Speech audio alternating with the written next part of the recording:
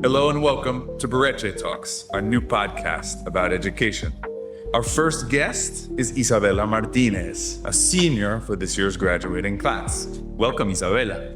Hi, Mr. Patrick. Thank you so much for this invitation, and thank you everyone for watching. Very welcome and congratulations. Today we're here to talk about you being accepted to Notre Dame on a scholarship. Can you tell our listeners a little bit about yourself first before we get into the scholarship? Well, as Mr. Patrick said, I am a senior at Bureche. My name is Isabela Martinez. I am 17 years old. I have been studying here ever since in first grade. And yes, I've been on this application process. How does it feel to be accepted to Notre Dame on a scholarship? Well, I feel extremely excited. I am extremely grateful. Most of all, extremely grateful for this opportunity, for the education I received here that allowed to receive this opportunity from my family, my teachers, my friends, for supporting me and helping me through this process. Okay, great. Let's go back in time a little bit. Tell us a little bit about your journey here at Bureche. When did it start and what has it been like? Well, I've been in Bureche since I'm in first grade. So of course, the early memories of my childhood are here in the school. I started getting more involved on Bureche probably since freshman year, that I started getting involved studying council, further in NHS, in the newspaper. And there I started learning more in here about how to develop projects, how to make proposals. Terrific. Let's talk about the scholarship that you received. What is it and what does it mean for your future? Well, I received the William A. Freely Scholarship, which is a scholarship awarded to students that demonstrate a very high academic development, academic achievements, and also it is for students that are very involved in service to your community. Okay. Did you have to apply for the scholarship or how did that work? No, I didn't apply for the scholarship because I'm an international student. Many scholarships aren't available for me because I'm not a U.S. citizen. So particularly for this one, this honored scholarship, it wasn't available for me. I couldn't apply for it. However, when I received the letter that I was accepted, in the letter it said you've been a recipient of the William Freely Scholarship, and it was very surprising for me because first I didn't apply for it, and second, only 3% of main students are able to have it as scholarship. Wow, that's incredible. Only 3%. So what was the application like for the university in general? What did you have to do to apply to Notre Dame? Well, I will say that this process started about 3 years ago. Since I was in freshman year, I realized I wanted to study outside of Colombia. And beyond submitting papers and essays and grades and things like that, there are many more things you need to do. For example, one important part is reading a word essay and having other activities. So in ninth grade, I started gathering and developing a portfolio that will allow me to have a good application when you're ready for Notre Dame. And for the processing matter, I started last year's August. And it was a stressful process because there are a lot of things you need to turn in. There are a lot of deadlines, and there's also a lot of documentation the school has to provide in case you had to ask for your time. So, well, it was writing a lot of essays, it was getting in my transcripts, it was collecting all that information and gathering it in small bits from all 3 years and then work before it. Terrific. You just shared with me a little bit of your acceptance video, which was really terrific, and you said it went viral. Tell us a little bit about what that moment feels like when you open that email and you make that last click to see if you were accepted or not. How did it feel? Well, I think words can't really describe how it feels. That it's a happiness that I still feel it right now. It doesn't fade away. But I remember really vividly that day I was on the novenas. It was December, it was the 17th December, all family was in the house. I just came in from eating ice cream with some cousins. And I remember I received the mail that said status update. And she was wearing oh, right. So I was waiting until I got home. And that day, my grandmother was there, my cousins were there, parents were there, my little brother, cousin, everyone was there. So of course it was a lot of people behind me, waiting for me to open the laptop. And of course, when I clicked to open it, I remember I started for a few seconds, and my dad was the one that saw the blue colors that said congratulations, and he was the one that screamed that we didn't hear read the letter an hour after. So we just started up. That's really special that you get to share that with all. What a great moment. The video was terrific. We were talking before, and you mentioned that initially Notre Dame wasn't your first pick. What were some of the other schools that you were considering, and how did Notre Dame become such a special place for you? So as I started my application process in ninth grade, I had like the I believe mindset. So I like Harvard and Princeton, all those like Ivy League schools. However, through Bureche, through like the international programs Bureche has with rector, I went to the UP and I saw the universities, and I started like getting more insight into what I really wanted. A year after that, I went to Boston and I went to Australia at Harvard, and there I started realizing that that was not what I really wanted. So because of it wasn't the community I wanted, it wasn't like that environment I needed on my college. So on October of last year, I decided to go to a college tour with my mom, and we visited a lot of colleges. My mom's pick was Notre Dame. She loves Notre Dame, so like we just went there, and when we arrived there, it was like love at first sight. Okay. On the information session, we talked a lot about the community that there's in Notre Dame. I mean, it might sound very silly, but I really felt like in a little Bureche there, in a bigger, brighter, like a premium Bureche there. How many kids are at Notre Dame? It's got to have 30,000-40,000, right? In every class, they admit like 4,000 students, so like just some like 12,000. Okay.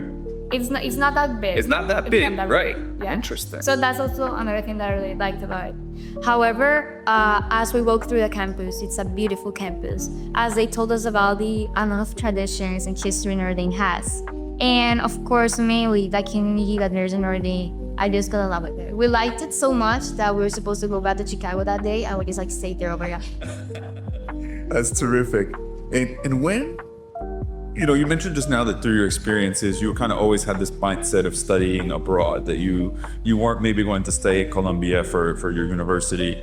What made you have that mentality? How did you develop that idea that maybe you wanted to look outside of Columbia? Well, in my family, no one has ever studied even in Bauch. Okay. So of course, when I studied my brains and I said I want to study outside of Colombia, it was a huge discussion in our house. So I was like,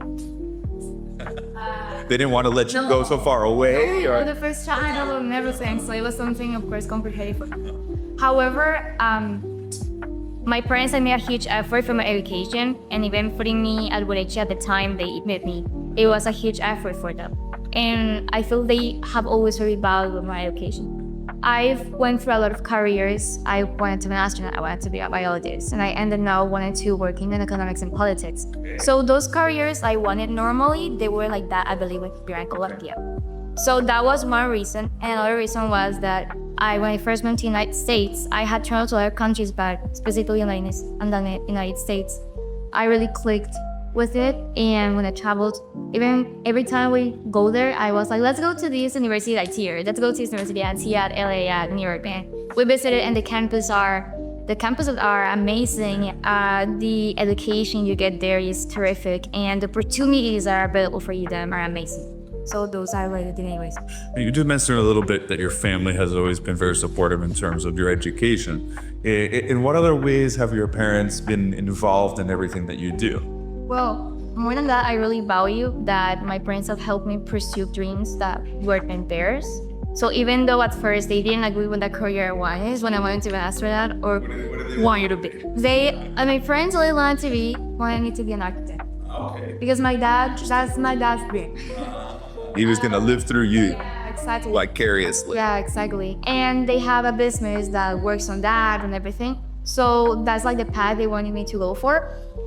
Anyways, they always respected my decisions. And at first, when I told them about me wanting to study on the US, it was complicated for them. But when they started seeing she's like putting a lot of effort to it, she's sacrificing time for this. So they started joining me in this dream and supporting me in every crazy idea I had, in every project, and every time I picked 200 brownies to raise funds or don't. They were always there, yeah. Always there supporting me. So that support structure was really important for this process. There were times when things were hard, when time wasn't enough, when I was tired, when I didn't think I was going to be able to pursue that dream, that they believed in me, and that was what made me always go forward.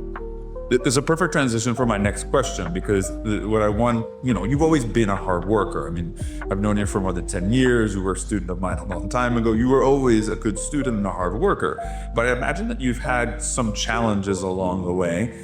And you just mentioned, being tired, maybe being an IB student now in the last couple of years has been pretty difficult. It's a challenge. What other challenges did you face, and how did you overcome them in terms of making this dream become a reality? Well, I think, honestly, the main challenge most of the times was me. When we pursue dreams that seem so big, sometimes they seem impossible. And when you've come a long way that's what happened to me when I was in the college process. I've come a long way of sacrificing time, sleep, going out with my friends, having free time, relaxing for this dream. And when I started doing the application process, I was like, this is really hard actually. You have to be really lucky to get in more than being a good student. Right? So at that time, when I was doubting myself, when I was doubting that I could, my friends, my family, my teachers, they were always right there for me, to support me, to believe in me, to tell me, calm down, you got this, relax. So yeah, this is also various because they're the risk that I was able to get into. Yeah. Hard work pays off, I guess, at the end, right? Isn't the motto? I mean, and I think that when you get that acceptance letter, that video is all that more emotional because you worked so hard to get there. Yeah, That's terrific. What advice would you give to current students? Maybe kids in 11th grade or even earlier. You started this process more than 3 years ago, you said. So from 9th grade, really students should be starting to think about, what their projections are, where they're thinking about studying, what they're thinking about studying. What advice would you give to them? Well, that what you said, like hard work pays off. Sometimes we just don't work towards dream because we just don't think we'll be able to get them. Nevertheless, I am a believer that when you work hard towards something, when you put your heart into it, when you make sacrifices for it, when you really work towards something, it will happen. If you really put your effort into it, it will happen. And the biggest dreams have the biggest challenges. So I don't give up. Okay. Don't give up. That's good advice. We talked a little bit about your specific application, and you mentioned a couple of things to me before about what you felt maybe were some of the differentiating factors between you and all the other high-performing students. Tell us a little bit about what you think was maybe the deciding factor or the deciding factors that helped you to get into Notre Dame. Well, actually, I think that being an international student can seem as a disadvantage, but I think it's actually a big advantage because it makes you. There are thousands of students applying to high top universities. Notre Dame received around 13,000 applications. We have thousands of students got in. So there are a lot of students with very bright profiles, with perfect grades, with the amazing extracurriculars. So they really need students that step out.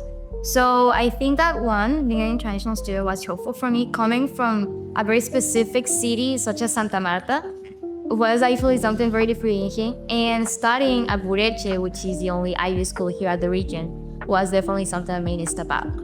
And also other things are, you have to build a profile. When your application, you can't lie. You're going to shine through. If you are authentic, if you show your interest, if your interest is playing guitar, if you do love helping others, or if you're interested in one specific sport, that's going to shine through, and your passion is what matters the most for them. So just like don't doing things because of doing it because you want to get into a big college, it's not like that. It's doing things you're actually passionate about, and the admission officers, they've been very this is what they do, right? That's what they do, exactly. They're going to recognize it. Okay, interesting. What are you most excited about?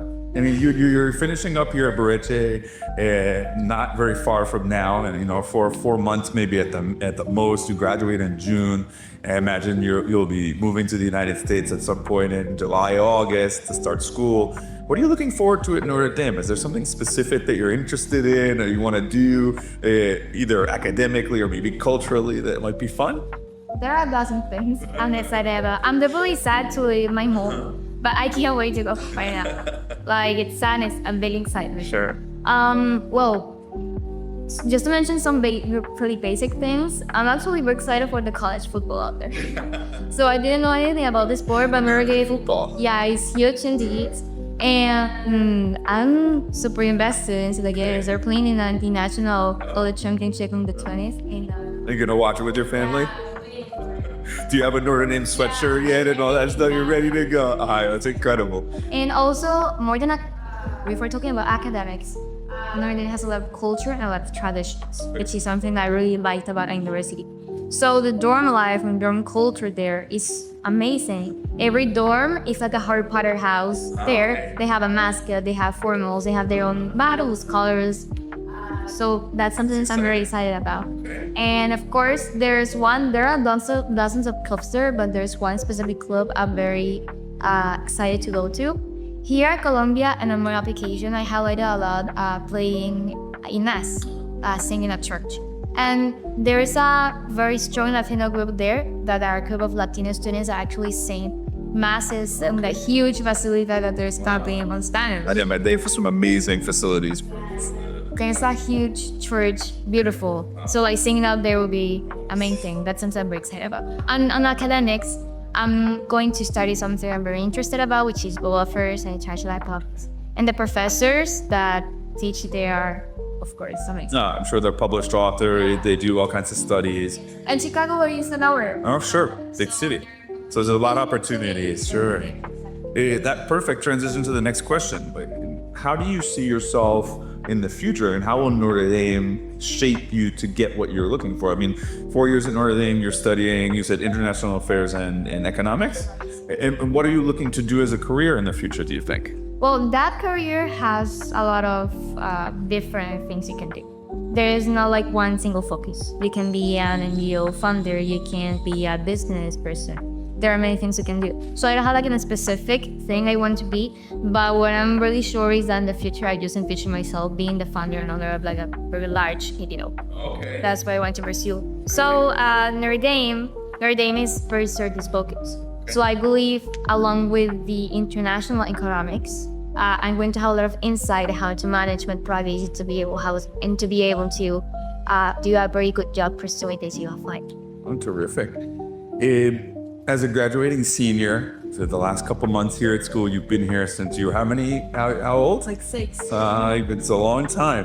Do you have any words of gratitude for any specific teachers or friends or even your family members that you've had throughout this time at school? Yeah, definitely. So from my teachers, all of my teachers have always been very supportive for me since elementary school through high school through 12th grade. Specifically during the application process, I was very stressed out. There was the student body president thing going on. We didn't even mention that you're the school student body president. Exactly. So it was during that time that I was honestly very stressed out. My teachers were always there to support me. Mr. Canilo, every time I was stressed out, just went upstairs and told me that it's gonna be okay, relax, don't worry, it's fine. Mr. Alexi, he's part of he's the reason, honestly, one of the main reasons why I'm pursuing this career, because he was always there to fulfill my intellectual curiosity. Every single class, I would sit next to him and he will walk me from the Israeli-Palestinian conflict to the Second World War. So he was just been an amazing teacher for me. And of course, all my teachers have been always very supportive towards our goals. My friends are a miracle in my life. Through every adventure here at school, from Bumun to being on cheerleader team to being on soccer, they've always been there to support me and help me and go to my house and organize things. In my family, they're not enough words, I say, for that. So for supporting me all the time, for every time I was stressed out, for being there for. Terrific. Isa, it's been such a joy to watch you grow and see everything that you've achieved. And we're all very excited for you and very happy with this new chapter in your life. Is there anything that you'd like to say to our listeners before we end our first podcast? Yes, of course. So first of all, thank you so much for watching and for being part of Bureche. It's really some of the most amazing place to be. And also for all the students here at Bureche, don't be afraid to pursue your dreams, to look for opportunities. Here at Bureche, you have the resources to achieve them. And I'm honestly hoping to see any other participants there or they on the kids' trip. Hopefully, right? Hopefully we have more costeños there at Notre Dame. That would be terrific. Thank you everyone for tuning in to this first episode of Bureche Talks. See you next time.